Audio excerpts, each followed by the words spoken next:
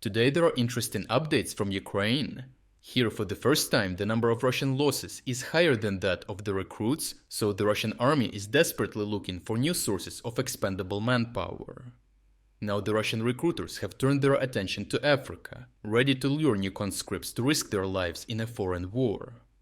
Battlefield evidence from across Ukraine increasingly points to a sharp rise in African fighters appearing in Russian ranks, captured or killed, not in isolated incidents, but along multiple widely separated fronts.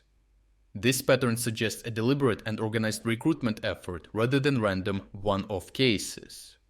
The trend has become visible through a steady stream of combat footage and prisoner interrogations released by Ukrainian units operating hundreds of kilometers apart.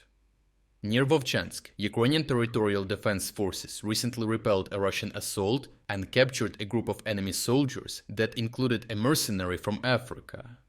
Around Kupiansk, Ukrainian FPV drone footage documented an African recruit fighting in Russian formations and being struck during an engagement.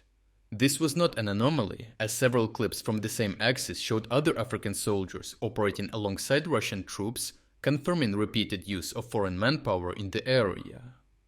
The same pattern has emerged around Lyman, where Ukrainian drone operators reported a noticeable increase in African mercenaries fighting for Russia. In one recorded incident, a drone strike wounded an African fighter, who could be heard over the radio pleading in broken English for evacuation. The Russian command never responded, and no medical help arrived, showcasing the general attitude of the Russians toward those joining their army from afar. Additional footage from the Lyman direction later showed two more African mercenaries eliminated by Ukrainian drone strikes. Later inspections showed they were with no real equipment, but wearing budget Chinese tactical clothing, reinforcing the impression that these recruits were sent on a suicide mission. Further south, in the Pokrovsk direction, Ukraine's Skala regiment published footage of two African soldiers captured while fighting for Russian forces. Their interrogation confirmed they had been recruited abroad and rapidly deployed to the front without proper training. Another revealing case came from the Zaporizhia direction, where fighters of the Freedom of Russia Legion captured a Nigerian citizen who had been studying in Moscow. He testified that he had been forcibly recruited and served 5 months in the Russian army before being taken prisoner of war.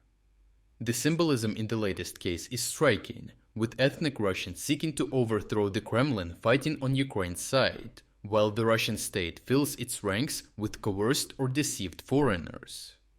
The fact that African fighters are appearing simultaneously near all parts of the front line strongly indicates a coordinated recruitment pipeline rather than coincidence. This was reinforced by recent developments in South Africa, where authorities arrested 5 suspects in 5 days on charges related to recruiting men for Russian military service. Investigations revealed that South African and Botswanan recruits were lured under the pretense of security training for deployment guarding rear areas, only to be transported to Russia and forced into combat in Ukraine. Some never returned, and the arrests confirmed that Russia's recruitment effort extends far beyond its borders and is actively targeting vulnerable populations with promises of quick money or study and work permits. Russia's turn to foreign manpower reflects a deeper political and demographic exhaustion at home, which means the government cannot risk another mass mobilization without provoking domestic backlash. Years of low birth rates, emigration, and catastrophic wartime losses have hollowed out the pool of available recruits, while African fighters, often drawn from poor environments, are treated as expendable stopgaps. They receive minimal training, amateur equipment, and almost no integration into Russian command structures. Language barriers and isolation make them easy to misuse in high-risk assaults, and when wounded, they are frequently abandoned. Overall, the Russian reliance on imported cannon fodder does not solve the manpower crisis, but worsens it.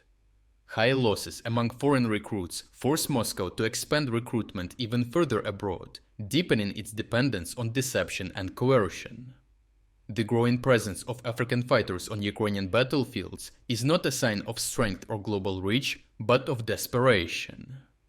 Clear evidence that Russia's war machine is burning through human lives faster than its own society can replace them, and that even this grim workaround is proving unsustainable. If you would like to explore other key developments today that we couldn't cover in this video, make sure to visit our interactive news map. The link to our interactive map is in the description below. Thank you for watching this update, and a special thanks to everyone already following our interactive map.